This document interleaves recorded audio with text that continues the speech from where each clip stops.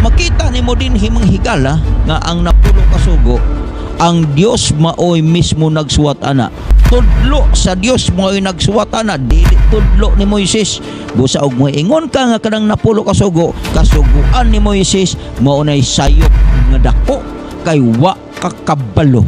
Unsay kalainan sa kasuguan ni Moises ug sa kasuguan. Paminaw kon ang imong tinuohang gibarugan karon wa gani pagsunod sa napulo ka sugo sa Dios, kanang imong tinuohan bakak na, piki na, wa nay hinungdan nga tinuohan na, wa diha ang kamatuoran, mao nay angay nimong hinumduman.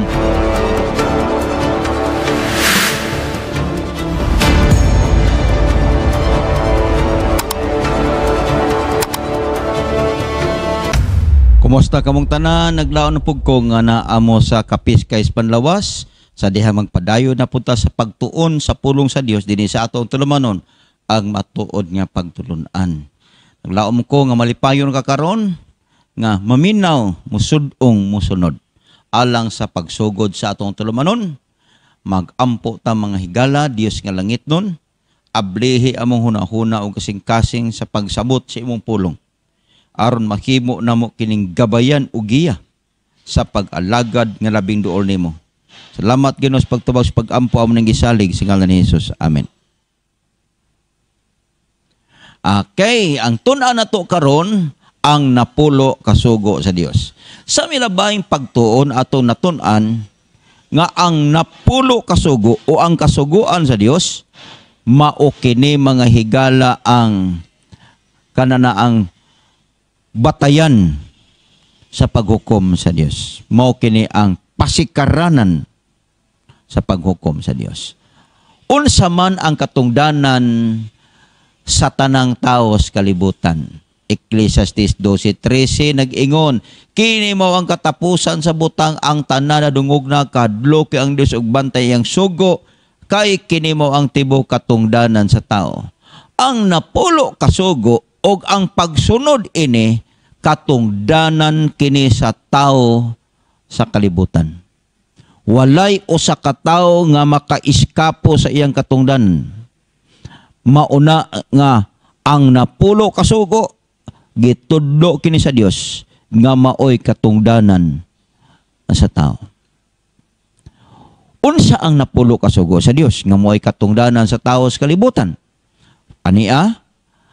Makbasa kini sa Exodo Kapitulo 23 padung sa 17. Nag-ingon, dili ka magbaton og laing Dios sa atubangan ko. Kana mo'y pormero na iyang pakapin. Alang kanimo dili ka magbuhat og usa ka larawan nga linilok sa bisan sa dagway, sa bisan unsang butangan nga tuwa sa itaas sa langit, kun dinhi sa ilawom sa yuta, kun anaa sa tubig sa ilawom sa yuta. Dili mo iyukbo ang imong kaugalingon kanila, ni mag-alagad kanila, kay ako si Hiyuba nga imong Dios, mao ang Dios nga buguhan, nga nagaduaw sa pagkadautan sa mga amahan, ibabaw sa mga anak, sa ibabaw sa ikatulo, ibabaw sa ikaupat, kaliwatan sa mga nagadumot kanako, og nagapakita si migmaong kalulot alang sa linibok kanila nga nahigugma kanako og nagbantay sa akong mga sugo. Kay karon dia ang ikatulo, dili mo gamiton ang ngalan ni Hiyuba nga imong Dios sa pasipala, kay si Hiyuba dili mag-isip nga walay sala ngadto nagagamit sa iyang ngalan sa pasipala. Mao na ang ikatulong sugo. Ang pormero dili maghimo og linilok nga larawan aron simbahon, dili iyukbo ang kaugalingon ngadto sa ikaduha. Ang ikatulo dili gamiton ang ngalan sa Dios sa pasipala. Ang ikaupat nag-ingon, hinumduman mo ang adlaw pagpahulay aron pagbalaan ni ini. Sa unom ka adlaw magbuhat ka ug buhaton mo ang tanan nga imong buluhaton. Apan sa adlaw nga ikapito nga moy usa ka adlaw nga ipapahulay alang kang Hiyuba nga imong Dios, nining adlaw dili ka magbuhat, ikaw bisan ang imong anak nga lalaki, bisan ang imong anak nga babae, bisan ang imong sulugoon nga lalaki, bisan ang imong sulugoon nga babae, bisan ang imong kahayupan, bisan ang imong dumulong nga naasod sa imong portahan.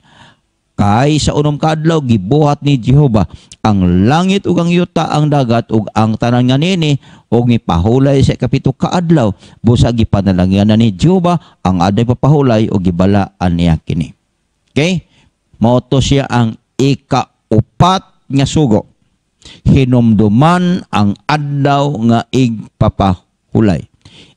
Okay, so ikapito kaadlaw ang giingon nga mo'y adlaw nga igpapahulay nga giingon sa Dios. Sunod, ikalima nga sugo, tahuron mo ang imong amahan ug inahan aron magataas ang mga adlaw sa yuta nga gihatag kanimo ni Jehova nga imong Dios. Tahuron ng maginikanan nato aron mo taas ang ato mga adlaw. Mauni ang usa sa mga sugo nga dunay mga saad alang sa taas ng kinabuhi. Sunod, ikaw dili ka magpatay, dili ka manapaw, dili ka mangawat, dili ka magsaksig bakak batok sa imong isig katao, dili ka maibog sa balay sa imong isig katao, dili ka maibog sa asawa sa imong isig katao, ni sa sulugoon niyang lalaki, sa iyang sulugoon nga babae, sa iyang baka, sa iyang asno, ni sa unsang butang nga iya sa imong isig katao. Mauto manghigala ang napulo ka mga sugo. Ang pangutana kinsa may nagsulat sa napulo ka sugo. Dunay mo uptaw mo ingon nga ang napulo ka sugo mao ni ang kasugoan ni Moises, sayop ka, di na mao. Kay ang napulo ka sugo, dili si Moises ang tag-iya, dili si Moises mo'y nagsuwat. Exodo Kapitulo 31:18, gihatag niya kang Moises nga sa diha nga nakahumanay sa pagigsulti kaniya sa bukid sa Sinai ang duha ka papan sa pagpamatuod, ang mga papan nga bato nga gisulatan sa mga tudlo sa Dios. So makita nimo din himong higala nga ang napulo ka sugo, ang Dios maoy mismo nagsuwat ana. Tudlo sa Dios mo'y nagsuwat ana, dili tudlo ni Moises. Busa og moingon ka nga kanang napulo ka sugo, kasuguan ni Moises mao nay sayop nga dako, kay wa kakabalo unsay kalainan sa kasuguan ni Moises ug sa kasuguan sa Dios. Okay? Unsay kapuslanan sa mga sugo sa Dios? Unsay kapuslanan ini? Ni Okay. Salmo 19:7, ang kasuguan ni Jehova hingpit nga nakababag-o sa kalag. Ang pagpamatuod ni Jehova matinumanon og nagahimo sa maalam nga walay pagtagad. Ang imong pagkamatarong nga walay katapusan, ang imong kasuguan mauning kamatuoran. Sa to pakining sugo sa Dios mga higala, kung imo ning subayon ang kapuslanan ni ini, makapahimo nimong maalamon, makapabag-o sa imong kalag kung imo na siyang tumanon. Una ikaduha, mao ang kamatuoran, mauni ang kasuguan sa Dios. Paminaw, kung ang imong tinuohang gibarugan karon wa gani magsunod sa napulo kasugo sa Dios, kanang imong tinuohan bakak na, piki na, wa nay hinungdan nga tinuohan na, wa diha ang kamatuoran, maunay angay nimong hinumduman. Karon, sunod, unsa ang sangputan kung atong lapason ang mga sugo sa Dios? Di ana, 1 Juan 3:4 nag-ingon, ang tanan na himong pagpakasala ni mong paglapas sa sugo, kay ang pagpakasala mo ang paglapas sa sugo. Ang paglapas sa kasuguan sa Dios muhatod kanimo ngadto sa kasalanan. Ang paglapas sa sugo sa Dios mauna siya ang sala, maunang ayaw supaka. Unsa ang batasan sa mga sugo sa Dios? Roma 7:12 nag-ingon, busa ang kasuguan balaan o ang sugo balaan, matarong o maayo. Kining balaan matarong og maayo mao ning kinaiya sa Dios. Mao ning kinaiya sa Dios nga maoy naghimo anang napulo ka mga sugo. Ang kinaiya sa kasugoan balaan matarong og maayo. Okay. Unsa ang giingon sa Dios kung atong lapason ang usa sa iyang mga sugo? Usa lang imong lapason, di na ka ng tulo, di na ka mulapas og upat, usa lang.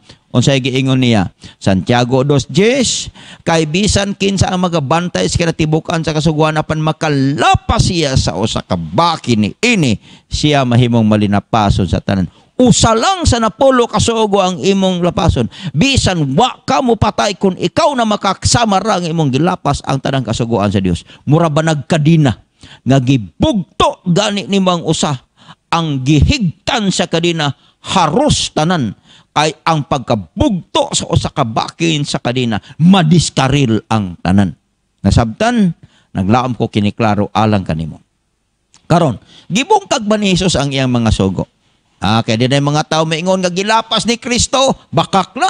Kay niya ang kamatuoran. Mato pa ni sa Mateo Kapitulo 5:17-19, ayaw ko paghunahuna nga miani ako rong pagbungkag sa kasuguan o sa mga propeta. Ako miani dilis pagbungkag kun dilis pagtuman niini. Kay sa pagkatinuod sultihan ko kamo nga samtang magalungtad pa ang langit ug ang yuta, walay pagasayloan sa kasuguan. Bisan usa na lang kakudlit niyo sa katulpok hangtod ang tanan matuman. Tungod ni ini bisan kinsa ang mga pahuyang sa usa sa mga labing jutay ni mga sugo og nagtudlos mga taos pagbuhat sa ingon, kini siya bagay isipon nga iwit sa ginharian sa langit. Apan bisan kinsa ang nagatuman og nagapanudlo ni ini, kini siya bagay isipon nga dako sa ginharian sa langit. Paminaw ha? Niya. Naay mga tao nga moingon nga wa nay napulo ka sugo. Pag ingon ni mga wa nay napulo ka sugo, gipahuyang nimo na. Buot pasabot, iwit ka sa ginharian sa langit, wa kay labot, di kam luwas. Muna kis Biblia. Apan kon, imo nang tumanon o imong ipanudlo, nag-iun ang balaang kasulatan, dako ang imong bakin sa ginharian sa mga langit. Laktod nga pagkasulti, kini napulo kasugo, wa ni bungkaga ni Jesus. Wala niya ni pakawad saki sa giingon sa ubang mga tinuuhan kansang pagtulunan mini og walay kamatuoran ilang ingnon nga wala nay napulo kasugo og gilapas kanini Jesucristo sukwahi sa iyang pulong sa kasulatan. Okay? Naglaw ko mo nasabtan. Unsay pulong sa Dios kun dili nato ipamatuod nga dunay mga sugo sa Dios. Di ka mo ingon nga dunay napulo ka sugo sa Dios. Hinuno mo ingon ka nga wa nay napulo ka sugo sa Dios. Unsay gingon sa Isaiah 8:20 ang pulong sa Dios ngadto sa kasugoan o sa pagmamatuod kung sila dili magasulti sumala ni pulonga sa pagkatinud walay kabuntagon alang kanila. Klaro? Tinaw nga kung dili ka mo wali, dili ka mo sulti, dili ka manudlo, dili ka pa matuod nga naapa ang kasuguan sa Dios kanang imong tinuohan nga gibarugan, ikaw mismo nga nagsunod sa imong tinuohan, walay kabuntagon, buot pasabot, walay kamatuoran, walay kahigayunan sa kamatuoran. Mao na makigsunan. So karon unsaon pag-ila nimo sa tinuod nga tinuohan sa kalibutan? Daghan man kay ni murag uhong nanulpot ni mga tinuohan sa kalibutan. Unsaon pag-ila nga kana tinuod og insakto?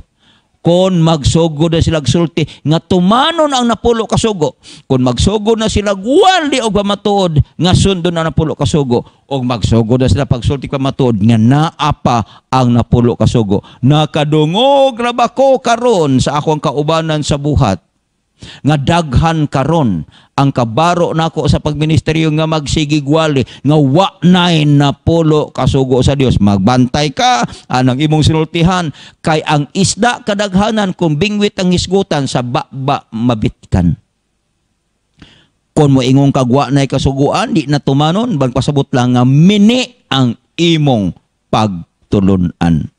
Sa bala-na nimo naglaom lang ko nga imo na nasabtan sugikan karon iwali itudlo ipamatuod nga tumanon ang napulo ka sugo og naapa aron nga dunay kabuntagon sa imong kinabuhi og sa imong pagtulunan. Bugat na unsa ang ilhan nga tinuod higugma sa Dios?